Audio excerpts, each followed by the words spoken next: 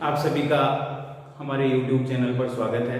आज की नियमित क्लासों की श्रृंखला में आज अपन देखेंगे सार्थक अंक। सार्थक अंक। अब सार्थक अंक क्या होते हैं? तो ऐसे अर्थपूर्ण अंक जो निश्चित रूप से ज्ञात होते हैं, जिनका कोई महत्व होता है। सार्थक का एक तो होता है निरर्थक, एक होता है सार्थक। निरर्थक मतलब कोई काम का नहीं है, सार्थक का मतलब जिसका कोई न कोई औचित्य हो। तो ऐसे अर्थपूर्ण अंक जो निश्चित रूप से ज्ञात हो, जिनका कोई औचित्य हो, जिनका कोई सार्थक हो, सार्थक अंक कहलाते हैं। जैसे 285 केजी चीनी लाए 285 किलो। तो इन तीनों अंकों का इसके अंदर महत्व है। यानी यदि मैं 5 को हटा दूंगा या 5 के अंदर बदल दूंगा, बदलाव कर दूंगा, तो इसका अर्थ जो है वो चीनी की मात्रा को भी बदल देगा। इसके अलावा जैसे 002 है, तो 002 के अंदर ये 2 शून्य है, इनका कोई औचित्य नहीं है, ये अर्थहीन है, निरर्थक है। तो और केवल दो बता रहा है कि मैं 2 गेंद दूं, 2 किलो चीनी हो या 2 कोई और चीज हो, तो 2 का महत्व है, शून्य का महत्व नहीं है। तो ये तो निरर्थक शब्द है और 2 यहाँ सार्थक शब्द हुआ। तो ऐसे अर्थपूर्ण अंक, यानी अपन परिभाषा देख लेते हैं एक बार को।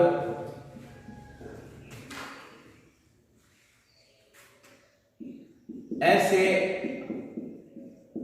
अर्थपूर्ण अंक जो निश्चित रूप से ज्ञात सार्थक अंक कहलाते हैं।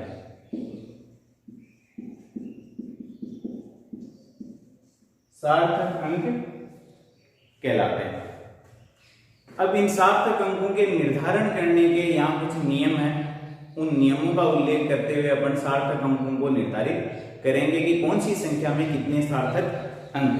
तो देखो, सार्थक अंकों के निर्धारण के नियम। सार्थक अंकों के निर्धारण के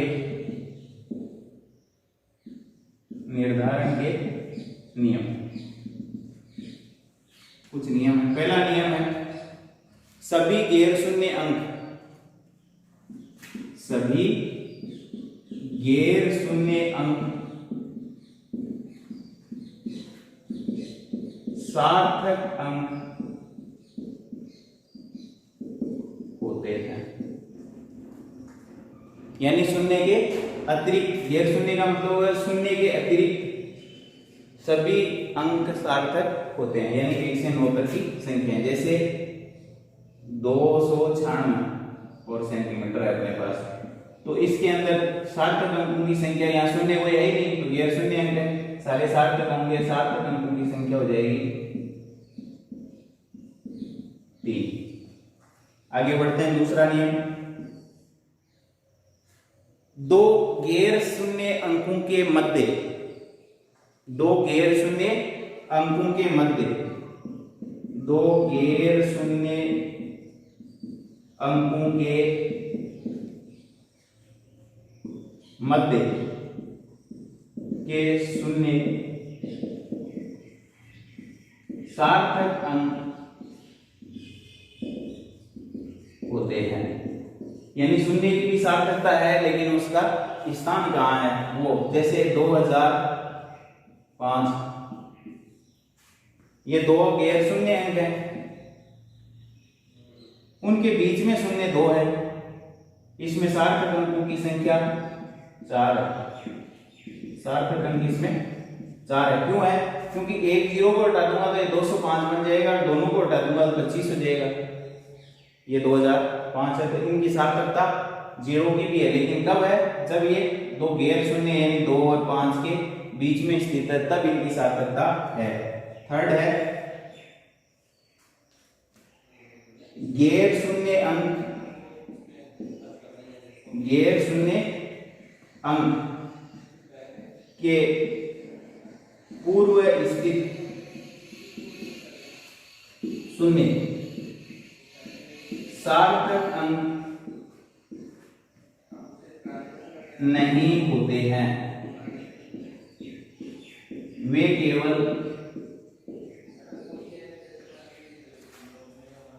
दशमलव की स्थिति को इंगित करते हैं। दशमलव की स्थिति को ही इंगित करते हैं। गैर शून्य अंक के पूर्व यानी पहले, जैसे एक तो है 002, ये गैर शून्य अंक है 2, उसके पहले स्थित शून्य सार्थक अंक नहीं होते हैं। ये तो दशमलव विहीन संख्या है तो सार्थकता की जरूरत नहीं है, 2 है, इसमें सार्थक अंक हो जाएगा 1, सार्थक अंक 1। लेकिन दशमलव युक्त संख्या जैसे 0.0052, तो गैर शून्य अंकों के पहले स्थित शून्य सार्थक अंक नहीं होते हैं, ये केवल दशमलव की स्थिति को बताते हैं। इसमें जिन अंकों की सार्थकता है, जिनका महत्व है वो 5 और 2 है, 0 का यहाँ कोई महत्व नहीं है, ये केवल दशमलव की स्थिति को बताने के लिए दिए गए हैं। इनको अपन वैज्ञानिक संकेतन पद्धति में भी प्रदर्शित करते हैं। तो अपन यदि दाईं ओर किसका आ रहे हैं तो नेगेटिव लगा दो, कितने हैं किसका आ रहे हैं 1 2 3 अंक किसके आएंगे, तो 5.2 गुणा 10 की घात -3 भी लिख सकते हैं इसको। तो ये आ गए सार्थक अंकों की संख्या, n गुणा 10 की पावर n में 2 हो जाएगा। तो गैर शून्य अंक के पहले स्थित या पहले आने वाले शून्य सार्थक अंक नहीं होते, केवल दशमलव की स्थिति को बताते हैं। फिर अगला नियम है अपना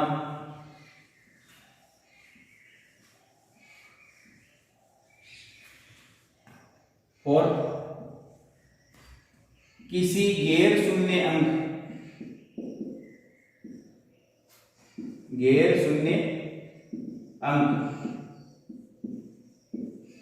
के दाईं ओर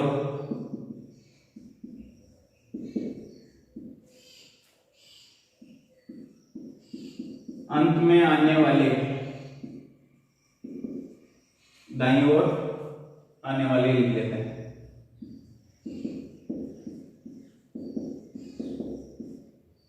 शून्य सार्थक अंक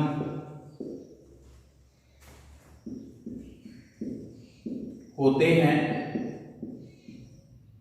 परंतु उनके लिए शर्त यह है,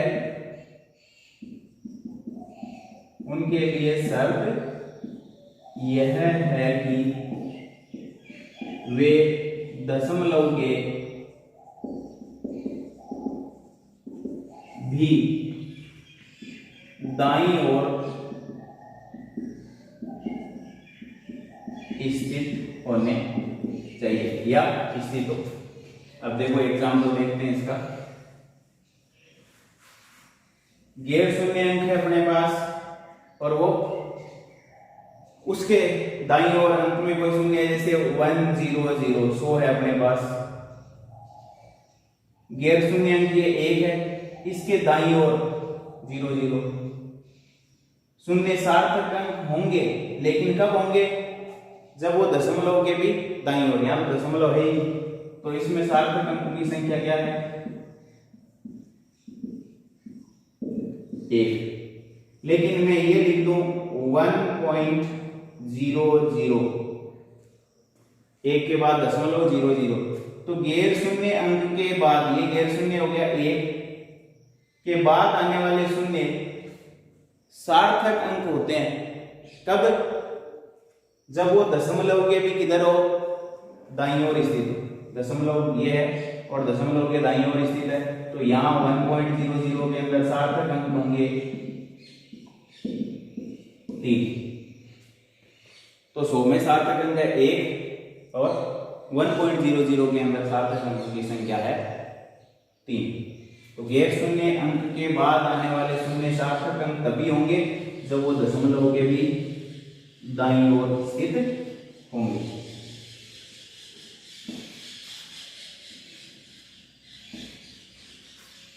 फिर 5वां रूल है अपना, वो है यथार्थपरक संख्याएं। जैसे वस्तुओं की गिनती होती है, 2 पेन, 10 गेंद, 20 टेबल, 10 कुर्सी, 10 पंखे, 50 अलमारियां। ये जो यथार्थपरक संख्या है यानी इनमें परिवर्तन पॉसिबल नहीं है। 20 है तो एग्जैक्ट 20 है, 20 में ऐसा नहीं है 20.123, 20.15 ऐसा पॉसिबल नहीं है। तो यथार्थपरक संख्याएं जो वस्तुओं की गिनती में प्रयुक्त होती है उनमें सार्थक अंकों की संख्या अनंत होती है। और उनमें संख्या के बाद में तो अगला रूल हो जाएगा वस्तुओं की गिनती।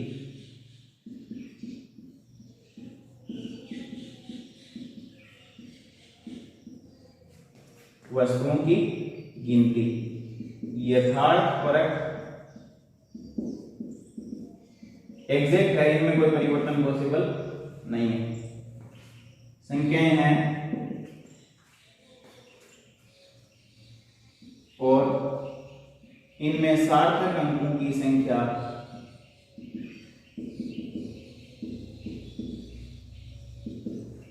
अनंत होती है और इन्हें संख्या के बाद में अनंत शून्य लगाकर व्यक्त किया जाता है। जैसे 20 गेंद है तो 20.00000 यानी इसमें आगे भी परिवर्तन पॉसिबल नहीं है। जैसे अपन कोई सामग्री तोलते हैं, चीनी तोल रहे हैं तो उसमें क्या है 2 किलो चीनी ली तो वो 2.00 ऐसा बता देता है। तो इसमें अंतिम अंक के अंदर परिवर्तन पॉसिबल है, लेकिन इनमें परिवर्तन पॉसिबल नहीं है। ये एग्जैक्ट संख्याएं हैं, यथार्थपरक संख्याएं हैं, इनके मानों में परिवर्तन पॉसिबल नहीं है। इसलिए इनमें सार्थक अंकों की संख्या यानी वस्तुओं की गिनती में सार्थक अंकों की संख्या अनंत होती है। तो ये अपने सार्थक अंकों के निर्धारण के कुछ नियम थे, सार्थक अंक और उनके निर्धारण के नियम। तो ऐसे अर्थपूर्ण अंक जो निश्चित रूप से ज्ञात हो या जिनका कोई महत्व हो या वो काम के हो, वो अंक सार्थक अंक कहलाते हैं। जिनका महत्व नहीं है वो निरर्थक अंक कह सकते हैं अपन उनको। तो ये थे सार्थक अंक और उनके निर्धारण के नियम।